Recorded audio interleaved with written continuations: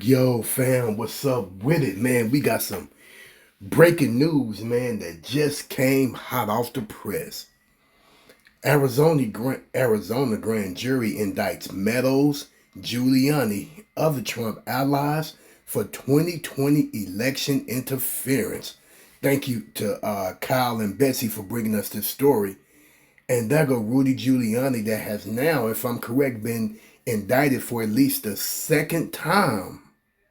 Okay, remember he got indicted in Georgia, and now this indictment in Arizona. Let's get the details.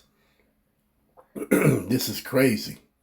An Arizona grand jury has indicted 18 allies of Donald Trump for their efforts to subvert the 2020 election. Excuse me, including former White House Chief of Staff Mark Meadows and attorney Rudy Giuliani and Boris Epshteyn.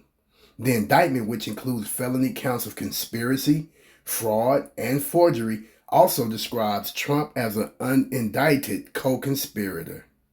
Defendants and unindicted co-conspirators scheme to prevent the lawful transfer of the presidency to keep unindicted conspirator one in office against the will of Arizona voters.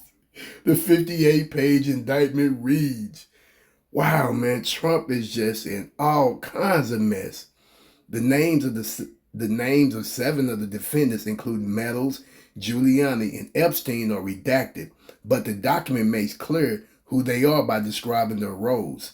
Others include attorney John Eastman, Jenna Ellis, this is her second indictment, and Christina Bobb, her second indictment, as well as Trump 2020 campaign operative Mike Roman.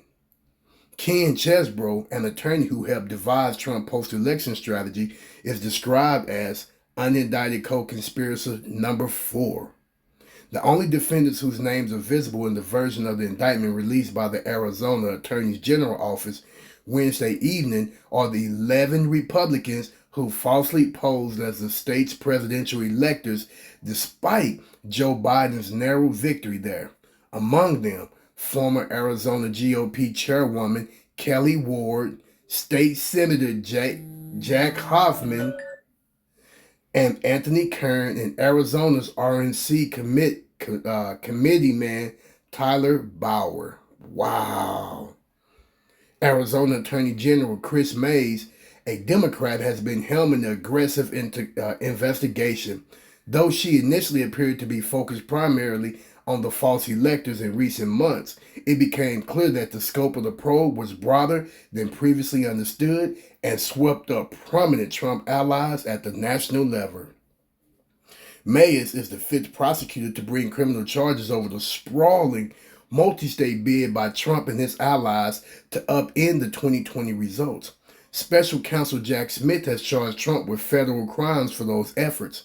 Prosecutors in Georgia have charged Trump and many of his allies for their efforts to overturn the results in that state, including the fake electors plot. Prosecutors in Michigan and Nevada have also charged Republicans who pose as fake electors in those states. Michigan prosecutors revealed Wednesday that Trump is an unindicted co-conspirator in their own investigation as well, and many of the newly charged defendants in Arizona, including Meadows, Giuliani, Eastman, and Ellis, was charged in the Georgia case. Ellis pleaded guilty in Georgia and avoided jail time, while Meadows, Giuliani, and Eastman have pleaded not guilty. Boy, the charges against Bob are notable because she was recently elevated to a senior position at the Republican National Committee focused on election integrity. Myers was elected as Arizona Attorney General in 2022, replacing a Republican. As a result, her probe of the 2020 election plot got off to a later start than those of her counterparts in other states, but it recently appeared to be gathering momentum, with numerous witnesses receiving subpoenas to appear before the grand jury, including several of the false electors. Hoffman, one of the state lawmakers to face charges, appeared before the grand jury on April 8th and asserted his Fifth Amendment right against self-incrimination. Myers also subpoenaed several figures in Trump's national orbit, including 2 Republican members of Congress, Paul Gosar and Andy Biggs, who played vocal roles in Trump's bid to overturn the election. Neither Gosar nor Biggs, however, was considered targets of the probe, and they were not charged in the indictment. Myers also spoke to Chesebro, a Trump attorney who helped craft a fake elector strategy and who appeared to be cooperating with the probe, and her team questioned Rusty Bowers, who was Arizona's Speaker of the House in 2020, and resisted intense pressure from Trump allies to move to overturn Biden's victory in the state. A witness who testified to the grand jury told Politico that grand jurors appeared to come from a mix of political backgrounds. Some asked questions that suggested they sympathized with Democrats, while others sounded more politically conservative, and still others was inscrutable. The witness was granted anonymity to discuss the secret proceedings.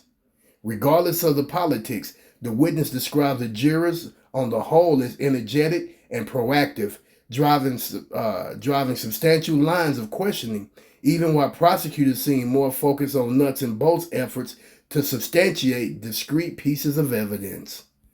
Woo! And there you have it, man. The has hit the fan, and Rudy and all of Trump's allies are in trouble in Arizona. Drop them comments down below.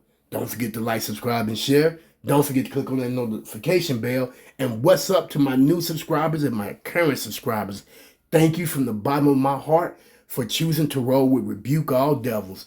Don't forget to drop the comments and let your voices be heard. And with that, I say shalom.